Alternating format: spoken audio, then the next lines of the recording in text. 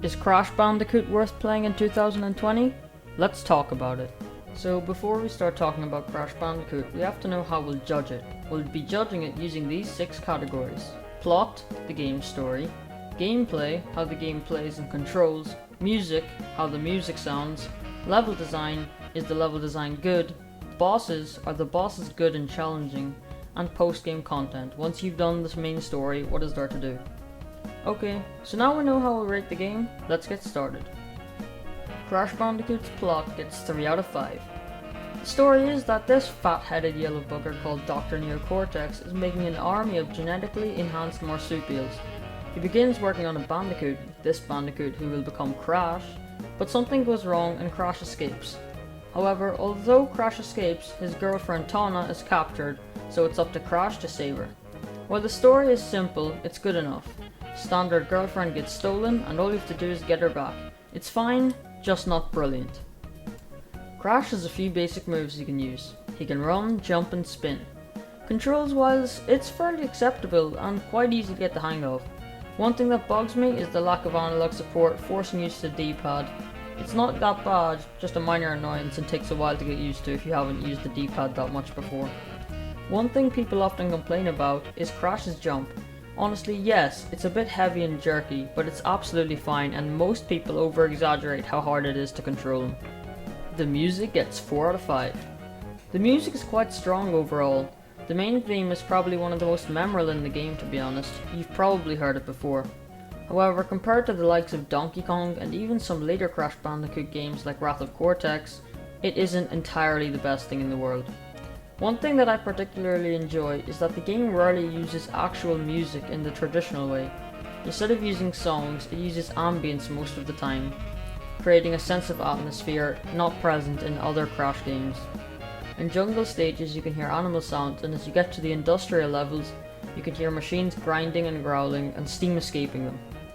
Once again, the music is great but isn't perfect, and I would have liked for some more memorable themes. My personal favourites are Pinstripe Potteroo's boss theme and the main theme. Level design gets 3.5 out of 5.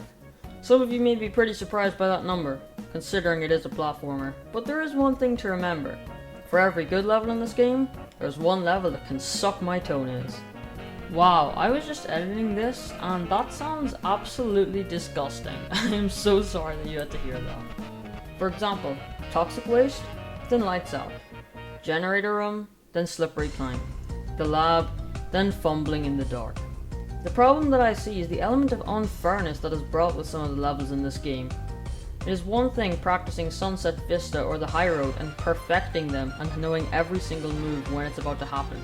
It's another thing struggling through tough and unfair levels that are out of your control whether you complete them or not. The bosses in this game get 3 out of 5. I'm going to be doing this bit a little bit differently.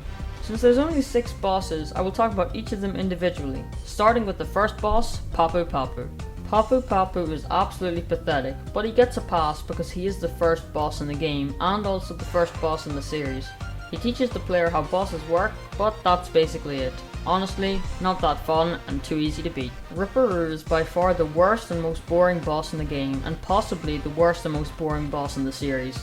This boss takes forever and is basically just hopping on crates and running away. Most of the time it's luck whether you actually hit him or not, because you can't really judge where he's gonna go and how the crates are gonna move. Honestly, I played this once, never went back to it. Koala Kong is a pretty decent boss overall. While not too challenging, he is a fun boss to fight and has some interesting mechanics. You have to dodge TNT crates and boulders that he throws at you. Whenever he throws a big boulder at you, you must spin it back, but you have to make sure that no minecarts are in front of them because they will block the shot. Honestly, probably one of the better bosses in this game, which says quite a lot about the quality of bosses. Pinstripe Potteroo is probably my favourite villain in the entire franchise. Your first encounter with him is probably the most interesting boss fight I've played in the first Crash game.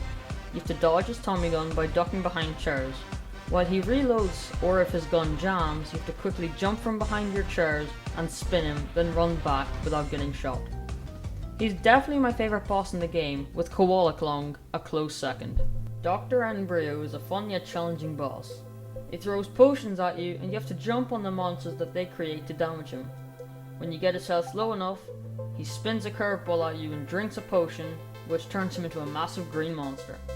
Jump on him a few times and you beat him. He's fun to fight, but isn't really my favourite, and honestly, for the second last boss in the game, not too challenging. Dr. Cortex is a good boss. Not great, but good. You have to dodge his purple and blue orbs while spinning his green ones at him to damage him. He's a nice final boss, but nothing special, and I definitely think it could have been improved. Now if I had to give each of these bosses a score, I'd give Papu Papu 2 out of 5, Ripperoo 1 out of 5, Koala Kong 3 out of 5, Pinstripe 4 out of 5, Embryo 3 out of 5, and Cortex 3 out of 5. To be perfectly honest, the bosses in Crash 1 are a completely mixed bag. Crash Bandicoot's post-game content gets 2 out of 5. The only real thing to do if you didn't do it while playing through the game is to collect all of the colored gems. These can be beaten by doing different challenges and breaking all the boxes in a level, or doing that and not dying once. Honestly, once the game is beat, there isn't much to do. While getting all the gems is fun, once you get the gems, there truly is nothing left to do, and the game sort of sits on your shelf and collects dust. Now we've gone over all the points, let's tally up the scores. Plot got 3 out of 5, gameplay got 4 out of 5, music got 4 out of 5, level design got 3.5 out of 5, bosses got 3 out of 5, and post-game content got 2 out of 5, leaving the final score for Crash Bandicoot 1 at a clean 19.5 out of 30. So do I recommend that you play Crash Bandicoot in 2020? Yes and no. If you're gonna play the game, I strongly recommend that you either play the Insane Edition or play the PlayStation 1 edition with save states. The controls are fixed in the Insane Edition and you have the option to use analog control. But with either copy, you can actually save the game at any time. One of the big problems with the PS1 copy is that you can only save the game once you receive a gem or do a bonus stage. So yeah, either use save states or play the Insane Edition. Is Crash Bandicoot a good game? Absolutely. Is it perfect? Absolutely not. But for what it did, it was absolutely revolutionary at the time, and I definitely think you should check it out no matter what. Hey, thanks for watching the whole video. Before you click off, I just want to thank you all for the recent support on the channel. I am so close to 250 subscribers thanks to every single one of you who subscribed recently or a while ago. When I made my channel, I wasn't even suspecting to get to 50. If you're new, I would appreciate it if you subscribed. That would mean a lot.